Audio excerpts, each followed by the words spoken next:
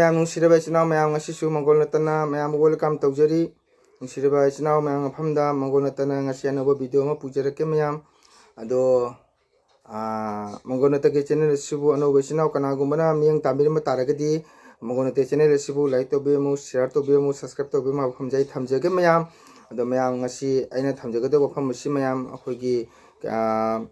मणिपुर को मणिपुर कांगलीपाक थोइबा मणिपुर थोइबा इरांग सिके मतंगदा आई वहाय अमंतंग थमजेगे मयाम अदो मयामना अइना कइगुंबा सि हाइबा मतमदा करिगुंबा असोइबा अरानबा कया जावरबसु आइगी चैनल सिबु मियंग ताबिबा इचिनाव मयामना ngakpigani haiba famasi ai thamjege mayam ado इचिनाव मयाम मणिपुर थोइबा इरांग असि मतम सांगले को ngana hantasu मणिपुरदा सिना थोइ मसे मयाम हेना खंगबिरा पोनी न्यूज ता को फेसबुक दा यूट्यूब ता लोइना लाभ कनो उरबा मतनिना मयाम अइना मो हाइनु कानद्रे मयाम जामना थमोइ सोनिङाइ मसकनि अदो मयाम अदो मणिपुर अवाना ताबसि मयाम को अखोइसु थमोइ याम सोए हाइबदि हाइरिसे खरिंगतनि को मयाम अदुबो अइना ngasi यूट्यूब चैनल दे लाइबिरबा इचिनाव मयाम फमदा करिगुंबा वफम तम थमजेगे मयाम को हंदक मणिपुर थोइबा इरांग असि मयाम यंगयो हंदक अइना हंदक से अइ मतम सांगनि मरि मंगाने सुरे को अइ सुम जेंगबनि अदो ताबसे जामा नुंगाइजत्रे मयाम ngasi कुकी नुपी मचामना को ngangiba wahi wangang sangang miyam jamna ikai akhodi kaida mana ngangiba wasi tabata jamna ikai ninga oisagoraba ko hangoi ninga masak oraba wangang matani miyam asi miyam na su khangaponi ko handa kuki nupi sina hariba wahi wangang sangang mase miyam jamna ikai ninga masangi mana hai wahi wata se miyoba khoi se ngasi ima ipa ichin inaw ichin upa laiminabagi karigum hak ama leite ngasi makhoi na ngangiba wahi wangang sangang asidi karina habida isinaw ima ipa leirubagi na karigum amna kanade hak karim leitre mayam ko ma ngangi wahi wangang pudamase ado isinaw singafamda ina hajaning badi ko ngasi kuki ni pisina haribase ngasi ai mayam da karigum haijagi mi haibase ahalamana hainabani mayamna lari haira laisu khangdaba ko ngasi kuki chinaw du soi kaigum haje kuki chinaw su lai laisu hairaba matam amagi kaino haukhre hajiti lai laisu na jamna hairaba aso sang oraba mungaktani adubu adongi kuki ni pi macha singsina ngangi ba wahi ungang sangangche khoi kukugi lairiba gana sankaya kukugi aso sankaya su sum khanthabu mado saungni haiduna pungang ba phunchak thakpa mado tobigonu mado ngang wangang sangang do ngasi akhogi ima ipa isina loibagi karigum kana baite dudi ima ipa kaurubagi kai mathau tadre mayam ko hariba wangang sangang asiri kai samna haibdo kai khodi yam kai jai ko ngasi kuki ga maite ga lanthengna baise akhogi manipur ka satra khangbate wal masa khange handak manipur thoiba irang asi matam sange haibaje ko adubu ngangningi sakninga haiduna tahida wangang sangang ngangbase madu tobigonu hariba wangang sangang dudi kari haitare samna haijarबदा को खोगी सा सन्ना चकदबा लिचत साजकी wangang Matang ngange मसे तोबिगनु मयाम असेमतंग आइना request तौजरी लोइलोना खोगी YouTube channel दे लेबिरबा चिनाव मयाम को आई channel दी पंजरो channel खरा exam उजरे मयाम मरी मंगानि से सुमजी यंगमनि को ngasi मक्तसु आई उई मदो आइना चिनाव सिंग फमदा आइना हाइजनिंग मरि करिनो हाइबदा को कुकी निपी मचा सिन ngangiba wahi wangang ase taba jai jadi habsi mayamna khangapun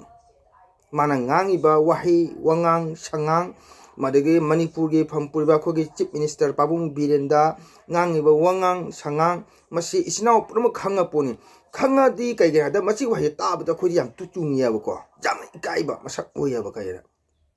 akoina ngasi ikaiba je phi se pasin ikai mi ikai khangde khoi phi se na royeba ko mya इकाई भी तमक्तनी अदुना मैते है मैते से क्या मुझे इज्जत क्या मुझे ना मियामना समाज मिया मी पुम पुम मना को इज्जत तौया से मैते चा को पुम खांगे मसी अंगावबम उरगा अंगावबगी मतम तमुति अखुसु ngaव ताबनी इसिनाव मयाम अदुना मसी कनाव इसिनाव मयामना YouTube चैनल दा को अदुमरबा निपि मसादुगी वीडियो डाउनलोड तोरगा मयाम दा उपा मैम ताहनबा मसी तोबिनो को आई मसिम तंगे मैम दा इना खुजु तो हाइजरी अखोय जाम नुंगाइजरी जामना ताबा जाम इकाइ जै मैम को करिगिना दा ngasi माना मीडिया दा फ्लैश तो इसे अखोय सुलोय उरे अखोय सुलोय तारे को तारा को अखोय जाम इकाइ जेबा माना ngangi bo ngang संग ताबा ngamdri अखोय जाम इकाइ जे कोइ को अदो हे हाउ मतम दा YouTube तो खंगदे Facebook दा खोय ऑप तो संजरे करिगिना इकाइ जने इचा सिंगना इमाइ पान तारा इचे चन सिंग जागना खोय इकाइ जदरा aduna ichinaw singda ina ngangjabade chumna sum video da ko hairu kaite video da wari ngang haibiro video da topic thambiu akhoi tajage aduga aduma wangang sangang wahi phattaba fi chetabagi wangang sangang do ichinaw mena video download toroga thangapiganu madu jamna ikai jai ai asemtang ichinaw myamda ai khuju tawna request tawjari ko ai video mamang tha da su ai haijaki bani khogi maitegi chanabi maitegi samaj ke fajaba lemjaba ko masi matang da su ai haijakrabani mayam aduna aduma wahi wangang sangang do download tawbira haiga video da utpase jam nunga jede masi ichinaw myam waro biganu haina ai humlak hana ai ichinaw myam famna haijai manipur thoi birang ja khoi kaito bi khongoi do na khoi su thamu yam sokra poni akhoi su organization ma pujari bani akhoi su mating support tawri bani jamna ko aduga ani subada aina haijaning bodi kaina manipur lenga pu bi khoi pabung biren desu aina pabung biren mungdi panjare khogi manipur gi chief minister bi ba pabung desu aina haijaningi kaina pabung phrabta su manipur state government ama oibiri ba pabung ni ko manipur cm pabung biren se india le phangpong le khangye ba manipur cm kanana orige haibase adu pabung gi mani state ta le ba ko kuki ore ba su maitai ore ba su aduma ba cm amata hairei ba chari ba ta ba jada ba asumba wahi wangang se ngang se pabung na sum jeng le bi ba se masi akhoi khitang nungai jate pabung ngasi state pumakta bihar hariba jharkhand hariba up ga jam phat phamni crime kan mama phamni adu ngasi boda leiriba bihar hariba leiriba okhogi uttar pradesh uttarakhand kai se ngasi boda maki state government da public amatana askumba wahi wang sangang ngang base akhoi ngasi bo tajati ko ngasi jogoda manipur thoi bi khiting tani man atopa state ta hariba ina haje pham singche chaw ba crime myam thokhrabani ko adu ngasi bo public na hadi CMG famda chief minister famda wahi asukuma wangang sangang je kana go season de manipur da tani season ri se aduna ina pabung da su haijaningi pabung phara patra su manipur state government gi phampu ye pabung CM na karigino asukumba new sing sina ngangi ba wahi wangang sangang CM amata haiba jaba jada wa famne se pabung na khangbiri bani mase pabung action lobiu haiba famse ai mase madang ai thamjari ai chene magi degi pabung su mobile pabi lono uri batani khangi bani tari bani adu kasu letraba ko ai gise cookie sinaw sing warobino cookie palli hadana nakho su laila su hair batani noino leiri base manipur dadi manipur government makhadani manipur government na thai bani manipur government na noibu nakon bi mi manipur government na noibu jeng bi bani manipur government na noibu support tori bani adu karige manipur sem nakhoi bu thakpi riba konbiriba adumba semda tahidaba nganghidaba wang sangang ngangibdo madu to bigano ko noin leriba se atoba state na tiaba manipur state le manipur government ge man under le meba manipur government man le hariga no khoda manipur gi lengak ta sumaina hai se karigino adugumba tahidaba wang sangang do to bigano asimtang ai haijage loilana na jam nungaite thamo soi ngarang dan ta chu manipur da thokiba moreda ko kamna le khidraba akhoi yengbada nungaijate aduna manipur da tariba irang asi matam sange akhoi su khange ngasi akhoi na pendabagi ko ngasi macha masu singa pendabse kanara tani her mama para tani ba aduna akhoi su pendabagi manipur lengak ta tani jabani pabung birenda tani dagadi kanara tani rugutumno akhoi macha akhoi na aduna macha singna pendabdo mapa mama da hairagani ba mapa singa macha gi pelhan mungami se pabung birena matam sangose tobiganu pabung akhoi su video da mobile da jengma ngamjadre news taba ngamjadre imai ben mayamna suk ingraba hajik indam tha sida imai bena srok ta hoi lauriba imai ben ayuk ta tauriba madagadi hajik lairiba imai ben lilip kem da lairiga se pabung akhoi jamna nungai jate jarim kai manipur shanti ohendu matam sangaga manipur paja awaba tarakani manipur hariba manipur imalai pag se Sri Govina ko lamni ing tappa leipak ni manipur haribasi isogi mafamni laifamni ado manipur da thoiba masi karino pabung osu khitang khanthabyo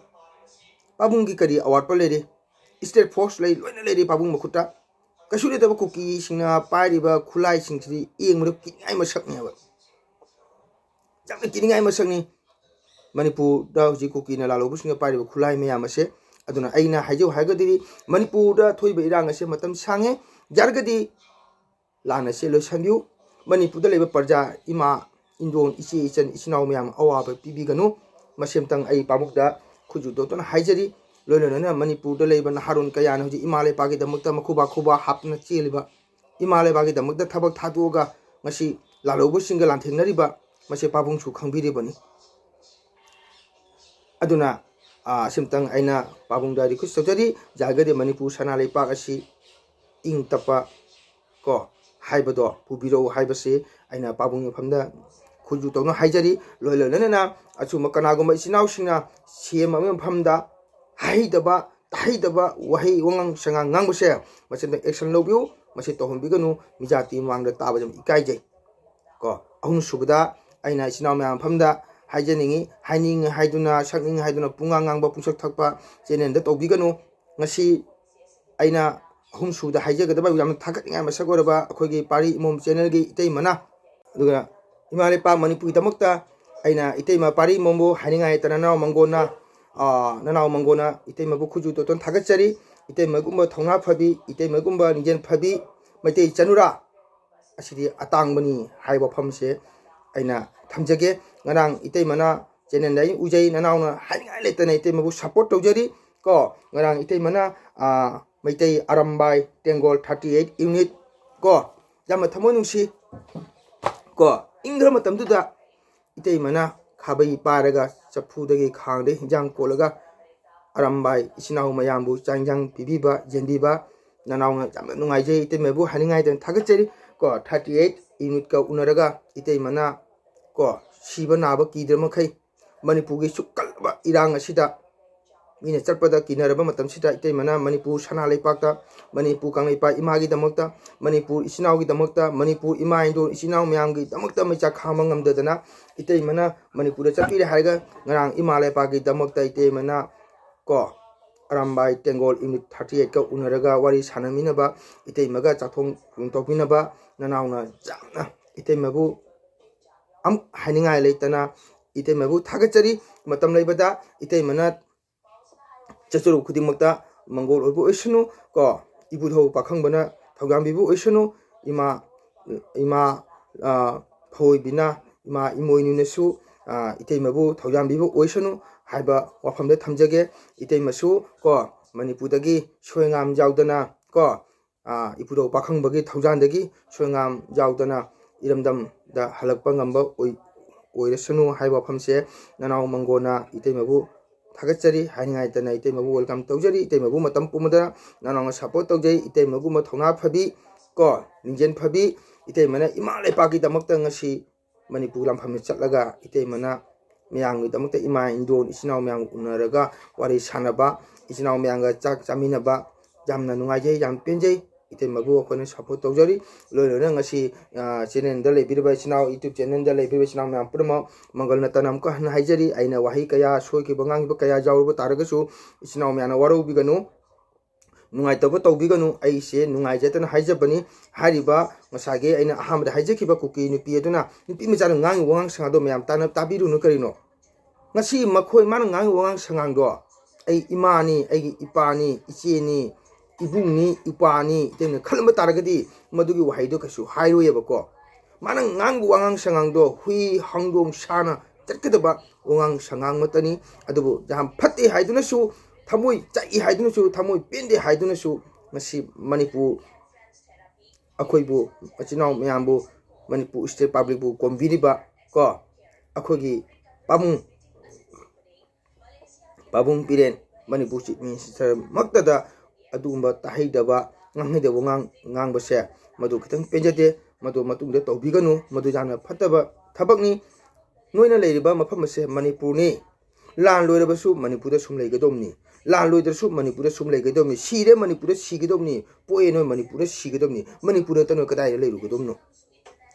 adu tungi wakhal khanbiu adum haina ko